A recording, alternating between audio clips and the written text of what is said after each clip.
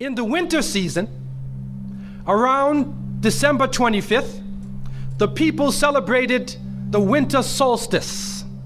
And so the winter solstice would come about somewhere from December 21st all the way to around January 6th or so.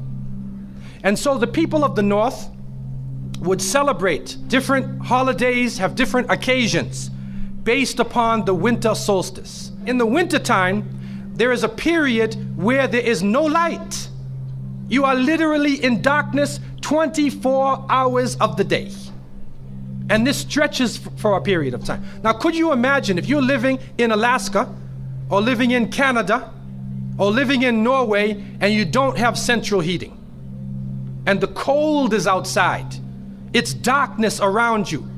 People are dying from disease. It's a terrible time, and every family would probably lose somebody, or they would know of somebody dying from the cold and disease during that season. This is the winter solstice. And so when the sun starts to come out, the people now are looking at the sun as a life-giving force. And so during that time, a number of ceremonies were held in northern countries.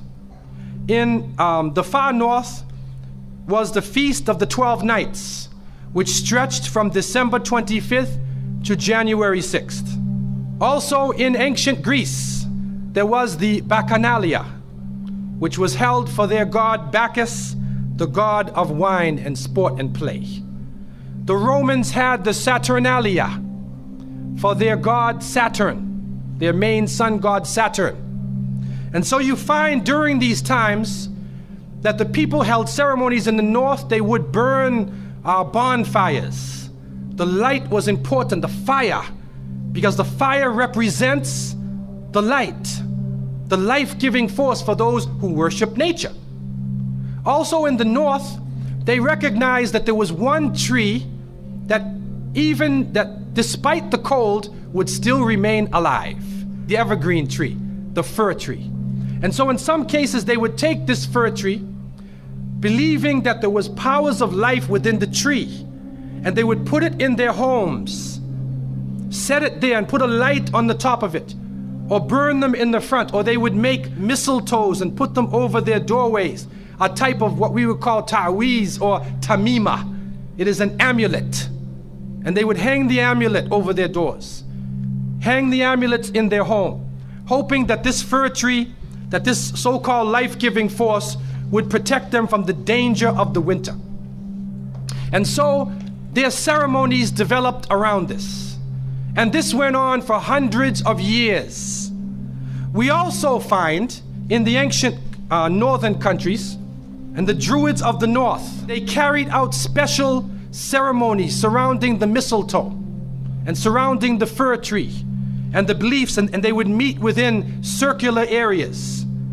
And they had a secretive cult that spread throughout the far northern countries.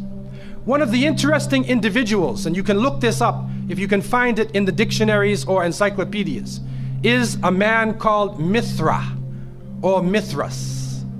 This is a very mysterious character. And when you look at history, you find that this individual called Mithra was born on December 25th. His day of the week was the 7th day of the week, that we still call Sunday. He was supposed to be the son of the sun god himself, and they had a special sacrament made up of bread and wine, and they would make this drink during this time, and supposedly he died for the sins of the people. Sounds familiar, doesn't it? But when you try to find Mithra or Mithras in the encyclopedias, they, through state intervention, erased the name. Why is this? That is because after the time of Jesus, Isa alayhi salam, when the message began to spread and they went north, and you'll see within historical writings that Barnabas, one of his disciples, met a man named Saul or Paul, who later called himself Paul. Paul said he saw Jesus on the Damascus road, and he went to the disciples, but the disciples turned against Paul. Only Barnabas stayed with him. But when Paul and Barnabas went into Greece, Barnabas left him. Now, what is the reason why they all left him? What are the concepts coming through Paul? Many people say, well, they left him because he was Saul before and he used to torture the early followers of Isa alayhi salam. But also you can see, and if you look at present day Christianity, that most of the concepts of the Trinity, of the blood sacrifice, the original sin, and most of the concepts which relate to more than one God are coming through Paul. The preachers are quoting Paul sometime more than Jesus during their sermons. And so Barnabas left Paul. And somewhere in the early days, in Rome or Greece, somewhere in that area, those missionaries who were teaching the teachings of Jesus, Isa alayhi salam, met with this force coming from the north. And so you will see in ancient Roman history that in some cases the Roman emperor would go out to the Colosseum and the gladiators would be fighting each other and everybody's cheering for the gladiators. Sounds like one of our football games. They would go to the Colosseum, right? And the gladiators would fight. And then if one of the gladiators was down, and they would look at the emperor, should I kill him or not? And if he wanted to kill him, he would say, he would go like that, right? You know, that sign down. If he said keep him alive, he goes like this. You know how we use it today? Yes. Okay? He gives that sign. Okay? One of the terrible things happening during these rituals at the Colosseum is that they would bring the Christians out, literally men, women, and children, and feed them to hungry animals. They would take a hyena or a wolf or a lion and get it hungry and crazy and beat it and throw raw meat at it and then send it out on the people, and they would literally cheer and watch as the animal ripped the bodies apart. This is a terrible culture. Tear the bodies apart. And so somewhere along the line, somebody who couldn't take the torture, who felt that maybe we can win these people over, made a compromise. And you start to see changes going on from the early part of the Christian era in Southern Europe, where the major ceremonies held by the nature worshiping people are combined with Christian names and Christian ceremonies, and therefore what comes forth to us is a mixture with the two streams coming together, where you get a monotheistic name or a monotheistic character with a pagan ceremony. And so the mixture of this together is what is giving us the present day holidays that we see. Number one, we understand that Isa alayhi salam, according to the different reports of the different scholars in many religions, he was not born in the cold weather. History shows us that he was born during the warm weather. Even in the Christian traditions, they have the belief that the shepherds were tending their flocks outside. And in Palestine, you cannot keep your flocks outside in the wintertime in the evening. You bring them in because it's cool at night. And so it was the warm weather. It was also the time of the taxes in the north. In the story coming in the Quran, when we see the mention in chapter 19 in verses 24 to 25, and we see the mention of the story of Mary, because it is the belief of the Muslims that Maryam, may Allah be pleased with her, was a virgin, and she had dedicated her life to the worship of one God, prayer and fasting, and by the power of Allah, that the Creator breathed His Spirit into her, and she conceived Jesus. He said, be and it is. She conceived Jesus, Isa alayhi salam, without a father, without a man. That is a belief of Islam. It is also a belief that when she felt the pain of the pregnancy, that the angel came to her and told her to go outside of the city. She went outside of the city to a remote area, and there she found a palm tree, and she found water. And it was speaking about rutub, janniya. It was speaking about a type of rutub, or a type of dates. And those who know, who have lived in the desert area, know that when the dates become ripe, when you start to see the color of the dates change, because dates are not brown, you know. Dates are originally red and they're yellow, they're other colors, but they turn the brown. It's at the height of the heat that the dates become ripe. And so it's at that time that she gave birth to Isa alayhi salam. So from different points of view, different historical points of view and different religions, we understand that Isa alayhi salam was not born during the winter season. He was born in the warm weather. So who was it that was born in the winter season? What is that? Who is that character now? Let us become detectives and try to find out the answer to this problem. Number one, you have to understand this concept of Saturn, the concept of Bacchus. When they are portrayed by the different artists who drew pictures of them or the sculptures, they're usually portrayed as a heavy-set man with a white beard. And when in the Sistine Chapel, Michelangelo drew his picture, you could see the long flowing beard, and there are actually pictures of this man on a sled being drawn by snakes with wings. Snakes with wings. Snakes do not normally fly. But in this case, the snakes have wings, and the heavy-set man is on his sled being drawn by these flying animals. Sound familiar to you now, doesn't it? He's being drawn by the flying animals. He's performing miracles. He's coming out on December 25th, which is not the birthday of Isa alayhi salam, has nothing to do with Christianity. It is the time of the Bacchanalia and the Saturnalia, and he is representing riotous fun, drunken reverie. And so what happens on Christmas, the Christmas season, especially in America, people today are not even thinking about Isa alayhi salam. They're not even thinking about Jesus. They're looking how they can get drunk. On Christmas, what is going on? In the Caribbean and many parts, if they offer you a Christmas pudding or Christmas pie or Christmas drink, watch out. Because it's probably laced with rum or wine.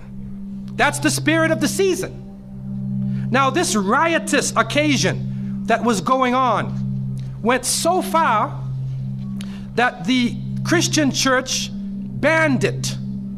And the Church of England, according to historical sources, actually banned it all the way to 1647. It was prohibited in England to celebrate Christmas because they saw Christmas as being a pagan holiday. This is an official position taken by the Christian church, the Church of England, who were known at that time as Puritans. What happened was an individual was superimposed. A name was superimposed. We hear about the name of Saint Nicholas. Saint Nicholas. Now, Saint Nicholas himself is actually coming from the ancient writings of Beowulf. And in these writings, which are done in the Scandinavian region, we find the name Nick or Nickel or Nicker. He was known as a demon, the demon of the north. He was known as the evil spirit of the north, the name of Odin, the evil principle. And so in Germany and in many of the northern countries, the people actually looked upon this so-called Saint Nick as being an evil force, and they would tell their children in the wintertime, don't go outside, because if you do, Nicholas will come along, Nickel will come along, he'll capture you, put you in his bag, and take you away. And so they used it as a negative concept. In Isaiah, in what is left of the Bible, in chapter 4, in 14:13, the devil is known as the prince of darkness. And it is an understanding that his throne, the seat of his power, is in the north. Somewhere in the north is the seat of power of this evil. And so the Germans also, when they depicted this Nicholas, or this Pelsnickel, as they would say, Pelsnickel in German, it means a furry devil. When they depicted him, they depicted him as a man with red fur. He had red fur coat. And his base was in the north, and he was the essence of evil. And the Church of England till 1647 took the position that this celebration could not go on. So what we are actually seeing is that the Christmas occasion was actually the time of evil. It was the time of the belief in the Saturnalia and the Bacchanalia. And because of this, they shifted the occasion to New Year's Eve. They shifted all of their feelings and their merriment and their evil to New Year's Eve. Now, before we go to that, looking back at Christmas, what is happening now in Christmas season? I don't know what goes on in Miami, but in the northern cities, on Christmas occasion, they put lights around and Santa Claus parades. Do you have a Santa Claus parade here? They have Santa Claus parades, and St. Nicholas is outside and he's in the streets and everybody's talking about St. Nicholas, and the poor children are taught that St. Nicholas is gonna come down your chimney. Most people don't have chimneys in Miami anyway, but a 350-pound man is gonna come down your chimney and bring you presents and keep his clothes white and red, and go to all of the homes in the area and put presents in your stockings and put presents under your tree, and then fly back out into space. And the poor father who sweat and toiled all year to get you the presents gets no credit for the present given to the child. St. Nicholas comes down the chimney, gives you this present, flies off into the night. And many of us were raised thinking, believing in this. Some of us would sneak into the night and look and see our father putting the present under the tree. We knew what he was doing anyway. But you went along with it, and the people say, well, you know, it's Christmas. Don't you like to have fun? You want to stop the children from having fun? What kind of people are you? But what are you teaching the children? You are using the name of Jesus, using the name of Isa alayhi salam, and you are using a figure who historically is the devil. The devil himself, wal-iyadhu billah. They are using his figure, and he has now taken over the Christmas season. Christmas now to most people means materialism. You have to buy presents for your cousins and your friends, and you gotta buy about 34 presents. And you find that most American people are in debt for 6 months after Christmas. Now, where is Jesus? You get drunk, you fight, you lose all your money, the stores raise their prices. Isa alayhi salam is described as a very humble person. Most of the time he didn't wear shoes, only 1 or 2 changes of clothing. A very simple person eating very simple food, fasting most of the time. You see what is going on? There are 2 streams now, a stream of polytheism, a stream of monotheism, and now the polytheism, the materialism, is overtaking the monotheism and standing in the way and taking over our society. And some foolish Muslims coming along from outside of in their country say, well, I just want to be an American. I want a tree too. So I said, one of the brothers said he had a Christmas tree in his house. He came for, I said, brother, do you know what the tree stands for?